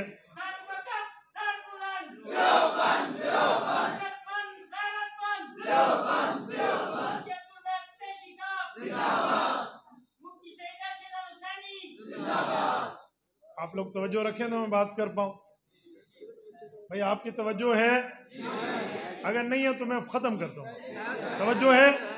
जिसकी है वो हाथ खड़ा करे, बुलंद आवाज से मुझे आप जवाब दें। तवज्जो है? सुनेंगे? मैंने कहा हजरत फारूकी रहमतुल्लाह फरमाते थे कि हुजूर पाक अलैहिस्सलाम की हयात का जिंदगी में हमने मौजज़ा देख लिया कि हम जिंदा रहें फिर भी हयाती, फौत हो जाएं फिर भी हयाती, यानी जिंदा। और ममाती मुर्दा को कहते हैं, वो जिंदा रहकर भी ममाते हैं। और फिर मैं एक बात मजीद करता हूं, तवज्जो रखना मेरे दोस्तों। सरवर कायनात सल्लल्लाहु अलैहि वसल्लम की हयातुन नबी पर अल्लाह का कुरान मौजूद है, रसूलुल्लाह का फरमान मौजूद है, अहदीस नबविया मौजूद है, उम्मत का इजमा मौजूद है। मैं कई बार आपके सामने अकीदा हयातुन नबी पर कुरान और सुन्नत से दलाइल दे चुका हूँ। एक एक दलील समझाने के लिए अर्ज करता हूँ। तवज्जो रखना, कुरान करीम ने शहीद को जिंदा कहा है कि शहीद जिंदा है। सूरत नंबर 2 सूरतुल बकरा आयत नंबर 154 रब्बे कायनात फरमाते हैं शहीद क्यों जिंदा है? फरमाया इसलिए जिंदा है लिमन युक्तलु फी सबीलिल्लाह, ए अल्लाह के रास्ते में कत्ल हुआ, इसकी मौत अल्लाह के रास्ते में आई है, इसी वजह से शहीद जिंदा है। अल्लाह ने शहीद के जिंदगी की बात की है। मेरे दोस्तों, कुरान करीम सूरत आल इमरान आयत नंबर 169 रब्बे कायनात ने फरमाया वला तहसबन्नल्लज़ीना कुतिलू फी सबीलिल्लाहि अमवाता, पैगंबर अलैहिस्सलातु वस्सलाम पे ईमान लाने वाले शहीद को कभी मुर्दा न कहना, ये शहीद हो जाए जिंदा है। वजह अल्लज़ीना कुतिलू फी सबीलिल्लाह, इसकी मौत अल्लाह के रास्ते में आई है। अल्लाह के रास्ते में आने पर शहीद को जिंदा कहा गया है कि इसकी मौत अल्लाह के लिए आई है। लेकिन मेरा सवाल ये है, शहीद की मौत अल्लाह के लिए आए, वो जिंदा है, आओ नबी के लिए आओ। नबी की क्या क्या चीजें अल्लाह के लिए है? कुल इन्ना सलाती व नुसुकी व महयाया व ममाती लिल्लाहि रब्बिल आलमीन। अल्लाह का कुरान कहता है, ऐ पैगंबर ऐलान कर दे, मेरी पूरी जिंदगी, मेरी वफात, मेरी कुर्बानियां, मेरी नमाजें अल्लाह के लिए है। सरगोदा के शाहीनो मुझे बताओ, जिसकी सिर्फ मौत अल्लाह के लिए आए वो जिंदा है, लेकिन जिसकी मौत भी, जिसकी जिंदगी भी, जिसकी नमाजें भी, जिसकी कुर्बानियां भी अल्लाह के लिए है, वो इससे बढ़ के जिंदा। और फिर मैं एक बात मजीद करता हूं, शहीद जिंदा है क्योंकि वो तो नबी पर ईमान लाने वाला है, और नबी तो खुद उसका ईमान है। नबी की जात तो उसके लिए ईमान का दर्जा। नबी का मकाम तो उसके लिए इस्लाम का दर्जा, नबी की शख्सियत तो उसके लिए दीन का दर्जा। जिसने सिर्फ दीन माना, इस्लाम माना, ईमान लाया, ये शहीद हुआ तो जिंदा। जो खुद दीन ईमान इस्लाम है वो कितना जिंदा होगा। और फिर मैं एक बात समझाने के लिए मजीद कर रहा हूं। सरवर कायनात सल्लल्लाहु अलैहि वसल्लम के लिए हदीस पाक है, रसूल पाक अलैहिस्सलाम शहीद फौत हुए। सही बुखारी जिल्द नंबर 2 में मौजूद है। अकल तो मिन ज़ालिका सम, मुस्तदरक अल सहीहैन अल हाकिम में मौजूद है। जमा अल्लाहु फी रसूलिल्लाह सल्लल्लाहु अलैहि वसल्लम नबुव्वा व शहादा। मुस्नद अहमद में अब्दुल्लाह इब्न मसूद रज़ी अल्लाहु अन्हु की हदीस है। फरमाया लइन आलिफ तिस्आ अहब्बु इलैया मिन अन अहलिफ वाहिदा इत्तखज़ल्लाहु नबिय्या वत्तखज़हु शहीदा। क्या मैं 9 बार कसम खाऊं, इससे बेहतर तुम्हें एक बार कसम खाकर बात पक्की करके अकीदा समझा दूं, मेरे पाक पैगंबर नबी भी हैं, शहीद भी। तो शहीद की तो जिंदगी की बात है। तो शहीद की जो खून है वो कौम की हयात है, और वो शहीद की जो मौत है वो कौम की हयात है, शहीद का जो खून है वो कौम की ज़कात है। तो आम शहीद जिंदा, जब नबी का रुतबा भी उससे बढ़ के और शहादत का मकाम भी उससे बढ़ के, इसकी जिंदगी कहाँ होगी। अच्छा, फिर मैं एक बात मजीद करता हूँ। यही बात तो हजरत अबू बकर सिद्दीक रजी अल्लाह अन्हु हमें समझा गए, यही बात तो हजरत उमर समझा गए, यही बात तो हजरत उस्मान और अली समझा गए। हजरत अबू बकर सिद्दीक रजी अल्लाह तआला अन्हु का फरमान आलिशान सही बुखारी जिल्द नंबर 1 में है। रसूलुल्लाह के माथे को चूमा, जहां रसूलुल्लाह की वफात का ऐलान किया, पैगंबर अलैहिस्सलाम की दुनियावी वफात का ऐलान किया, और खुतबा सिद्दीक अकबर बताने वालों, पैगंबर की मौत सुनाने वालों, इन्ना मुहम्मदन कदमात की रिवायत बताने वालों, जुर्रत कीजिए, गैरत कीजिए, इस्लामी हम्मियत से काम लीजिए, इस रिवायत को पूरा पढ़िए, छोटा राफजी मत बनिए, अबू बकर को पूरा मानिए। अबू बकर ने जहां वफात पैगंबर की बात की है, अबू बकर ने जहां वफात रसूल की बात करके इन्ना मुहम्मदन कदमात कहा है, वहां इस खुतबे की रिवायत को पूरा उठाओ। सिद्दीक अकबर फरमाते हैं वल्लज़ी नफ्सी बियदिही ला युज़ीकुल्लाहुल मौततैनी अबदा, उस अल्लाह की कसम जिसके कब्ज़े कुदरत में अबू बकर की जान है, पैगंबर पर 2 मौतें नहीं आएंगी। इसी बुखारी के इसी सफ़े के हाशिये में मौजूद है। दूसरी मौत कौन सी है? फरमाया वल अहसनु अन युक़ाला अन्ना हयातहु फिल क़ब्रि ला यतअक्किबुहा मौतन बल यस्तमिरु हय्या वल अंबियाउ अहयाउन फी क़ुबूरिहिम। कहा इससे मुराद ये है पैगंबर कब्र में जाएंगे, पैगंबर को जिंदगी मिलेगी, दूसरी मौत नहीं आएगी, पैगंबर कब्र में ऐसे जिंदा रहेंगे जैसे बाकी अंबिया कब्रों में जिंदा। अबू बकर को आधा क्यों मान रहे हो? हम अबू बकर को पूरा मान। सिद्दीक अकबर की पूरी बात, सिद्दीक अकबर की अधूरी बात तो नहीं करें, सिद्दीक अकबर के बारे में अधूरा कौल तो पेश नहीं करे, सिद्दीक अकबर के बारे में पूरी हकीकत सच्चाई पूरी बयान करे। और याद रखो, हकीकत छुप नहीं सकती, बनावट के उसूलों से खुशबू आ नहीं सकती, कभी कागज के फूलों से। आधे आधे अबू बकर सिद्दीक की बात कर रहे हो। और मैं एक बात मजीद कहता हूं, मेरे दोस्तों, पैगंबर के सहाबा के बाद इस उम्मत में इत्तेफाक, इत्तेहाद, यगानगत एक चली आ रही थी। 1957 में ममातियत ने अकीदा हयातुन नबी का इनकार किया। इनसे पहले कोई खुद को आले हक के साथ मंसूब करे और इनकार करे, ऐसा नहीं मिलता। तो जब इनकार किया तो आले हक का नजरिया नहीं है, इसलिए आले हक से कट गए। तो ये बात याद रखें, दारुल उलूम देवबंद का फतवा है कि ना हम ममाती हैं, ना हम ममातियों के पीछे नमाजें पढ़ते। खुली खुली बात। जो पैगंबर की कब्र में हयात का कायल नहीं है, वो जब तक कायल नहीं है मेरे लिए कोई काबिल एहतराम नहीं। न मैंने सफेद दाढ़ी न मैंने काली दाढ़ी, न मैंने सुर्ख दाढ़ी, न मैंने पगड़ी, न मैंने टोपी, न मैंने बड़ी कद, न मैंने छोटी कद, न मैंने मोटा मौलवी, न मैंने पतला मौलवी। जी नहीं, मेरे लिए काबिल तरजीह है रसूलुल्लाह की इज्जत है, काबिल तरजीह है रसूलुल्लाह का वकार है, काबिल तरजीह है पैगंबर की हुर्मत और नामूस है। हमें कहते हैं जी फला फला, मैं कहता हूं सुनो, ममातियत को जब हमने खुड्डे लाइन लगाने के लिए दलाल की दुनिया में बात की तो एक ममाती मौलवी कहने लगा तुम तो कल के मौलवी हो। मैंने कहा मेरी 35 साल उम्र कल है तो तेरी 50 साल उम्र परसों है। मैं कल का बच्चा तो तू परसों का बच्चा है।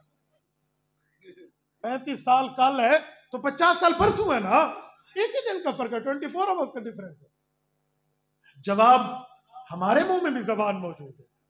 और ममातियत कभी खत्म नबूवत के नाम पे, ममातियत कभी अजमत सहाबा के नाम पे, ममातियत कभी नामूस रिसालत के नाम पे, ममातियत कभी फुकाहा की फकाहत के नाम पे आले हक में घुसेगी। आले हक चौकीदार को भी जानते हैं, चोर को भी जानते हैं। ये बात ज़हन में रखना। हमारे हाँ यूं तरतीब देकर कि हम खत्म नबूवत की छतरी में घुस के हुजूर की आयात का इनकार कर जाएं, सहाबा कराम की इज्जत और नामूस के हवाले से पैगंबर की हयात और नबी के इनकार का अकीदा बता जाए। जी नहीं, हम चोरों को भी जानते हैं, चौकीदारों को भी जानते हैं। और फिर मैं एक बात मजीद समझाता हूं, मैं हैरान हूं इस मुल्लत के लोगों पर, इनके दिमाग पर, जिनने तख्ता मश्क नबी की जात को नऊजुबिल्लाह बना रखा है। आपने कभी नहीं सुना होगा ये कहते फिरे फिरौन मुर्दा है, कभी नहीं सुना होगा ये कहते फिरे कारून मुर्दा है, आपने कभी नहीं सुना होगा कहते फिरे अबू जहल मुर्दा है। इनको नजर आया है तो सिर्फ रसूलुल्लाह की हयात का अकीदा नजर आया, और कुछ भी नहीं है। पता नहीं क्या नजरिया, क्या अकीदा, क्या मामला। और फिर मैं एक बात कहता हूं, झूठ पे झूठ बोल के कहते हैं हमारा अकीदा सऊदिया वाला। तुम्हारी शक्ल शीशे में देखें जो पैगंबर अलैहिस्सलाम की इज्जत और नामूस का मुनकर हो, इसका अकीदा मस्जिद नबवी और मक्का मुकरमा वाला। आप में कितने बंदे मस्जिद नबवी गए हैं? जरा हाथ खड़ा करें जो खुशकिस्मत गए हैं मस्जिद नबवी में। रसूलुल्लाह की मस्जिद को जिन लोगों ने अपनी आंखों से, अपने चेहरे की, अल्लाह की दी हुई आंखों से जियारत की है, वो हाथ खड़ा करें जो हुजूर पाक की मस्जिद नबवी में गए हैं। अब सुने जरा, आप जब वहां गए हैं आपने एक दरवाजा देखा होगा जिसका नाम होगा बाबुस्सलाम। देखा है? बोलिए बोलिए, बाबुस्सलाम का क्या माना है? यहाँ पैगंबर इस्लाम के सलातो सलाम के लिए दाखिल हो जाओ। सलाम तो हर जगह से हुजूर को पहुंचता है, इस दरवाजे का नाम बाबुस्सलाम मस्जिद नबवी में क्यों है? पता चला पहुंचता हर जगह से है, सुनते यहां से जाके। हमें बताते हो सऊदिया यूं मस्जिद नबवी यूं। और सुने, मैं हैरान हो जाता हूं इनके उस वक्त चेहरे देखने की काबिल है, जल्ला वजू मुस्वद्दा, जब ये पैगंबर के रोजे पे जाए। ये एक पैगंबर इस्लाम के रोजे पर आया था, ऊपर ऊपर से सलाम। मैंने एक जगह इस शख्स को देखा तो मैंने कहा भाई आप यहाँ आए हैं सलाम पढ़ने? कहते सवाब तो मिल जाएगा। मैंने कहा शर्म नहीं आती? यहाँ तो हुजूर सुनते और जवाब देते हैं, सवाब मिलना था तो घर से पढ़ लेता। दो बंदों को हुजूर के रोजे पे अखलाकी तौर पे नहीं जाना चाहिए। एक वो जो कहते हैं उधर क्या इधर भी सुनते हैं, वो भी न जाए ना, तू तो इधर बुलाए बैठा है। और एक वो जो कहते हैं उधर जाके भी नहीं सुनते, तू भी ना जा। आले हक उलमाए देवबंद को जाना चाहिए जो कहते हैं इधर से फरिश्ते ले जाते हैं, उधर हुजूर खुद सुनते हैं। पूरी बात करें भाई, अधूरे मामले में आपने उम्मत को कहां लगा रखा है? आधा तीतर आधा बटेर नहीं होने देंगे। और फिर देवबंदियत के नाम पे झूठ। कोई उलमाए देवबंद का अकीदा इनकार हयातुन नबी का नहीं है, न देवबंदियत की किसी जमात का अकीदा है, चाहे वो सियासी हो चाहे वो मजहबी हो। कोई देवबंदियत से रिलेटेड जमात, उसके कायदीन का नजरिया इनकार हयातुन नबी का नहीं है। हजरत नानोतवी रहमहुल्लाह से लेकर आज तक के अकाबिरीन की बड़ी जिम्मेदारी से कह रहा हूं, कोई उलमा देवबंद में अकीदा हयात का मुनकर नहीं है। हमारे पास मौलाना मुफ्ती इकबाल फाजिल दारुल उलूम देवबंद तशरीफ लाए, यहाँ मरकज सरगोदा में तखस्सुस के लिए दारुल उलूम देवबंद से दौरा हदीस किया हुआ था। मुझसे वीडियो में गुफ्तगू में जानते थे, मुझे कहते हैं उस्ताद जी तखस्सुस में तो मुफ्ती का कोर्स कर रहे हैं। उस्ताद जी आप बयानात में अक्सर कहते हैं ममाती उमाती, हमने तो देवबंद में इनका नाम भी नहीं सुना, हमने सुना ही नहीं है कौन लोगों को। हमने दारुल देवबंद में उस बंदे ने पढ़ा। मुफ्ती सईद अहमद पालनपुरी रहमतुल्लाह से उसने दौरा हदीस किया। मुफ्ती मोहम्मद इकबाल नाम है यार, कहते मैं तो जानता ही नहीं हूँ दारुल देवबंद में ये है कौन। खुद को देवबंदी कहने वाले ममाती से मैं कहता हूँ, तेरी मिसाल तो उस औरत जैसी है जिसको गाड़ी का कंडक्टर और ड्राइवर कहता था हम तुम्हें लेकर नहीं जाते, तेरे पास टिकट नहीं है, और वो कहती थी खैर खैर मैं उड़ती बहती जासा मैनू ले जाओ, मैं उठती बैठती जाऊंगी मुझे ले जाओ। वो तुझे लेके जाने के लिए तैयार नहीं थे और तू कहती सी मैनू फ्रंट सीट दो। कैसे हो सकता था भाई? तो कुछ तो बंदा समझे। हकीकत में ममातियत को खुद को देवबंदी कहते हुए शर्म आनी चाहिए कि दारुल उलूम देवबंद ने फतवा दिया है कि ममाती देवबंदी नहीं है, अहले सुन्नत नहीं है।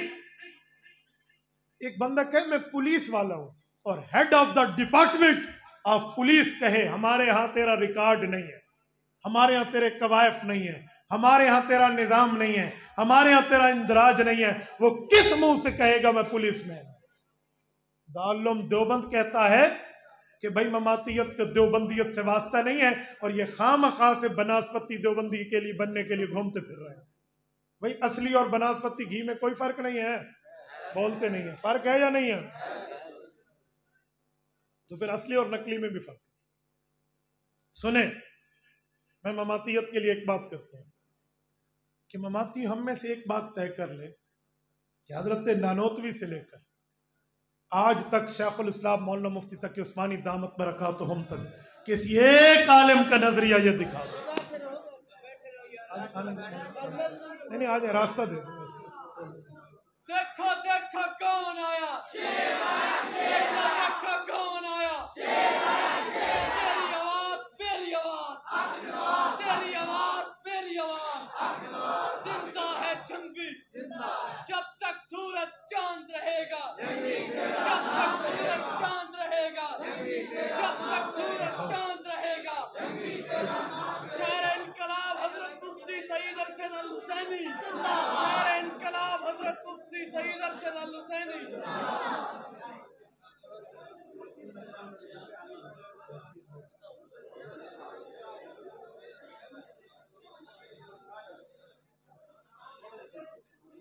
बैठ जाओ, बैठ जाओ।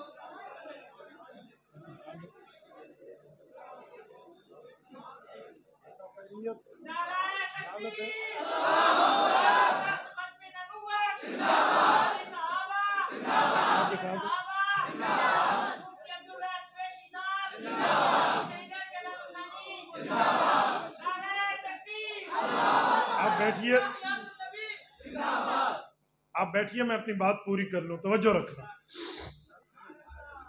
मैं अपने दिए गए वक्त में बात पूरी कर रहा हूं, तवज्जो रखना। मेरे दोस्तों, मैंने कहा उलमाए देवबंद में जो खुद को देवबंदी समझता हो उसके नाम पे ये धब्बा है कि तुम कह दो ये भी मेरा, वो भी मेरा, वो भी मेरा। ऐसी बात नहीं है। दारुल उलूम देवबंद से मंसूब हर आलिम रसूलुल्लाह की कब्र का हयात का नजरिया रखता है। और फिर मैं एक बात समझाता हूं। आओ दलील की दुनिया में बात करते हैं। दारुल उलूम देवबंद के आलिम दीन मौलाना कासिम नानोतवी रहमतुल्लाह उठाइए आबे हयात, पैगंबर को कब्र में जिंदा मानते हैं। दारुल उलूम देवबंद की रीढ़ की हड्डी मौलाना रशीद अहमद गंगोही उठाइए फतावा रशीदिया, पैगंबर की कब्र की हयात के कायल हैं। हजरत हकीमुल उम्मत मौलाना अशरफ अली थानवी दारुल उलूम देवबंद की शख्सियत है। उठाइए अल मुहन्नद अल मुफन्नद उलमाए देवबंद का अकीदा हयातुन नबी के कायल हैं। हजरत शेखुल अरब वल अजम मौलाना हुसैन अहमद मदनी देवबंदियत की पहचान है। मकतूबात में अकीदा हयातुन नबी लिखते हैं। हजरत शेखुल हिंद मौलाना महमूद हसन देवबंदी दारुल उलूम देवबंद की शान है। हाशिया सुनन नबी दाऊद में दारुल उलूम देवबंद की तर्जुमानी करते हुए अकीदा हयातुन नबी लिखते हैं। आगे चलिए अल्लामा शब्बीर अहमद उस्मानी पे आइए। अल्लामा शब्बीर अहमद उस्मानी की आप किताब उठाइए, हवतुल मुल्हिम शरा सही मुस्लिम उठाइए, पैगंबर की कब्र की हयात लिखा है। तफसीर उस्मानी उठाइए, सूरत आज़ाब आयत नंबर 53 की शरह में पैगंबर की कब्र की हयात लिखी है। आगे चलिए, मुहद्दिस अल्लामा अनवर शाह कश्मीरी की फैजुल बारी की जिल्द 2 उठाइए, अकीदा हयातुन नबी लिखा है। इससे भी आगे बढ़िए, आप आगे चलते हुए हजरत अल्लामा जफर अहमद उस्मानी को खोलिए, क़वाइद फी उलूमिल हदीस में अहला सुनन की जिल्द नंबर 10 में लिखते हैं पैगंबर इस्लाम कब्र में जिंदा है। इससे आगे आइए, मुफ्ती मोहम्मद शफी उस्मानी रहमहुल्लाह जवाहिरुल फिक़्ह जिल्द नंबर 2 में लिखते हैं पैगंबर इस्लाम कब्र में जिंदा है। इससे आगे आइए, हाफिजुल हदीस हाफिजुल कुरान हजरत मौलाना अब्दुल्ला दरखास्ती रहमहुल्लाह पैगंबर की हयात के कायल है। हजरत ख्वाजा खान मोहम्मद रहमहुल्लाह पैगंबर की हयात के कायल है। हजरत मौलाना खैर मोहम्मद रहमहुल्लाह खैरुल मदारिस के बानी पैगंबर की हयात के कायल है। हजरत मौलाना मुफ्ती हसन जामिया शरफिया लाहौर के बानी पैगंबर की हयात के कायल है। हजरत मुहद्दिस यूसुफ बिन नूरी रहमहुल्लाह तस्कीनुस सदूर पे दस्तखत करते हुए पैगंबर की हयात के कायल है। इमाम अहले सुन्नत वल जमात शेखुल हदीस व तफसीर उस्ताद इज़िल मुकर्रम मौलाना मोहम्मद सरफराज खान सफदर अकीदा हयातुन नबी के कायल है। कायद मिल्लत इस्लामिया मौलाना मुफ्ती महमूद का फतावा मुफ्ती महमूद छप चुका है, अकीदा हयातुन नबी के कायल है। हजरत अमीर शरीयत सैयद अताउल्लाह शाह बुखारी की हयात अमीर शरीयत खोलिए, लियाकतपुर का आले तशी से मुनाजरा खोलिए, वहां पर जाकर पैगंबर की कब्र की हयात और शेखैन की उस्मत के कायल और हयातुन नबी का नारा मस्ताना लगाकर नारे के कायल है, अकीदे के कायल है। इमामुल औलिया शेखुत तफसीर मौलाना अहमद अली लाहौरी उठाइए खुदामुद्दीन अकीदा हयातुन नबी के कायल है। इससे भी आगे बढ़िए, मैं आपको दावत फिक्र देकर कहता हूँ, मौजूदा क़यादत में आई है, आप उठाइए हजरत मौलाना हक नवाज जलवी शहीद रहमहुल्लाह को कबीर वाला के बयान में अकीदा हयातुन नबी के कायल है। मुअर्रिख़ इस्लाम अल्लामा ज़ियाउर रहमान फारूकी को हदीसी के बयान में अकीदा हयातुन नबी के कायल है। उस्ताद इज़िल मुकर्रम ज़ैख़म इस्लाम शहीद इस्लाम मौलाना अली शेर हैदरी अकीदा हयातुन नबी के कायल है।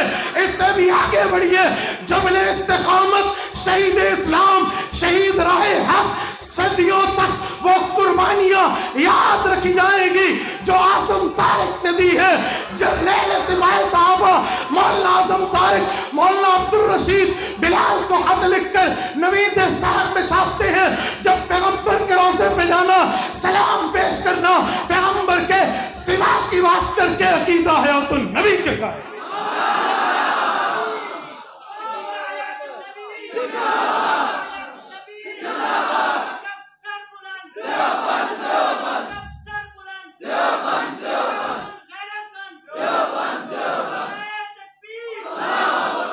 आप मेरे हजरात के तरफ मंसूब करके ये जुमले पेश करो और मैं मान जाऊं कि मेरे अकाबिर का नजरिया यूं था, यार बदनामी की इंतहा है, इल्जामात की इंतहा है, बदनाम करने का एक यही रास्ता बचा था, यही इल्जामात बचे थे।